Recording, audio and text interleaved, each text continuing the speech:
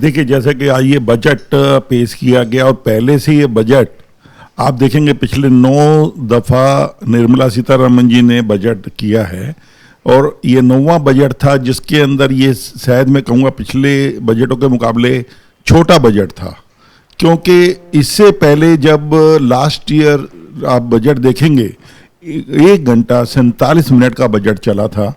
कुछ जितने भी बजट हुए हैं 1.5 घंटा से ऊपर चले हैं और आज का बजट 1 घंटे के अंदर खत्म हुआ है।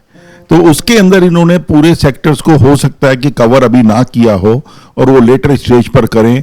जैसे कुछ रोड टैप की कुछ स्कीमें फाइनेंस मिनिस्ट्री ने पहले दी थी जिसके अंदर 50 लाख रुपए तक के रिफॉर्म दिए गए किया गया, पर जो क्योंकि जो मार्केट रिएक्ट करती है, जैसा कि हम आज देखें शेयर मार्केट रिएक्ट कर रही है, इमीडिएटली 2500 पॉइंट डाउन जाके नीचे आके रिकवरी करके 1000 पॉइंट पर आ गई और हो सकता है कल तक ये रिकवर भी कर जाए, क्योंकि जैसा अभी गवर्नमेंट के साथ देखा गया है कि वो धीरे धीरे नए रिफॉर्म ला रहे हैं और इसके अंदर धीरे इस बजट के अंदर जरूरी नहीं कि हर चीज बजट के अंदर ही डिक्लेयर की जाए, तो धीरे से इसको समझेंगे और लेकर आएंगे। जैसे हमारी फेडरेशन ने IREF ने एक सजेशन दी फाइनेंस मिनिस्ट्री को कि राइस इंडस्ट्री के लिए शिपिंग के लिए बेनिफिट देना चाहिए, फ्रेट सब्सिडी देनी चाहिए, या सबवेंशन जो है जो राइस के ऊपर आज 1% की है तो उसको बढ़ाकर यदि 3% कर दिया जाए तो एक एक्स्ट्रा बेनिफिट मिलेगा। जितना एक्सपोर्टर्स हैं ज़्यादा कर पाएंगे।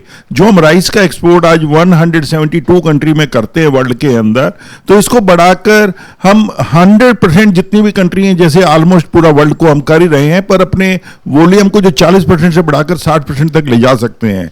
इंडियन एक्सपोर्टर्स में इतनी कैपेसिटी हो, बहुत लो मार्जिन के ऊपर MSME को इससे बेनिफिट मिलेगा। 3% का यदि इसके अंदर उनको सबवेंशन कर दिया जाए तो उसी के ऊपर वो अपना पूरा बिजनेस चला लेंगे। थोड़ा जो बैंकों के अंदर है, बैंक आज के दिन बहुत लिबरल नहीं है इंडिया के अंदर या वर्ल्ड में कह लीजिए। आज अकाउंट खोलना होता है किसी को, इसको बजट में लाना चाहिए, बहुत इजी करें। LC की पेमेंट्स हैं उसको इजीली बैंक को फोर्सली किया जाए कि जो भी LC बाहर से आ रही है उसको इमीडिएटली काम करे, या छोटा एक्सपोर्टर है उसको भी आज मार्जिन है। आप रुपी डॉलर की बात करें, छोटा व्यापारी होता है वो उसके अंदर काम नहीं कर सकता, स्टार्टअप है वो काम नहीं कर सकता, क्योंकि उससे 20 से 25 पैसे 30 पैसे मार्जिन बैंक चार्ज करते हैं। तो उनको फोर्सफुली किया जाए कि एक्सपोर्टर से 2 पैसे से ज्यादा कोई भी बैंक चार्ज नहीं कर सकता, जो भी प्रीविलिंग रेट चल रहे हो डॉलर रुपी के। इसके अलावा इसके जो भी और चार्जेस हैं, चाहे छोटा एक्सपोर्टर है चाहे बड़ा एक्सपोर्टर, उसको इक्वल किया जाए तो हमारा जो स्टार्टअप एक्सपोर्टर है वो आगे बढ़ पाएगा या वो ज्यादा एक्सपोर्ट कर पाएंगे। हम बड़े की तरफ ही क्यों देखें कि बड़ा ही यदि बेनिफिट ले रहा है, छोटे को भी वही सेम बेनिफिट दिया जाए तो जिससे भी वो हाथ पैर मारे और आगे काम करे।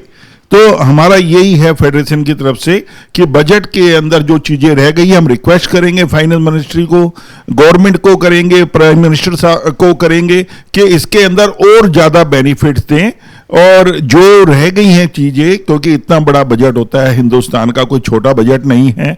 आज हम वर्ल्ड की 3rd हाईएस्ट इकोनॉमी हो गए हैं, जो आज नंबर 1 की तरफ हम बढ़ रहे हैं। 2047 का विजन है प्रधानमंत्री जी का, हम उसको लेकर चल रहे हैं। उसको करने के लिए तो धीरे धीरे रिफॉर्म, ये बजट तो एक दिन का फिक्स है, पर आई थिंक डेली एक बजट की तरफ जाना पड़ेगा, कुछ ना कुछ नए रिफॉर्म लाने पड़ेंगे जिससे कि अप्रिशिएट करेंगे। अभी इस बजट के अंदर राइस के अंदर बहुत ज़्यादा हमें संभावनाएं थी, कुछ ना कुछ होगा एग्रीकल्चर के लिए, पर जरूर कोशिश करेंगे कि आने वाले टाइम के अंदर जल्दी गवर्नमेंट की तरफ से कुछ और नया सुनने को मिलेगा। मेरे ख्याल से गवर्नमेंट अच्छे रिफॉर्म की तरफ बढ़ रही है, 2047 का विजन जरूर पूरा होगा।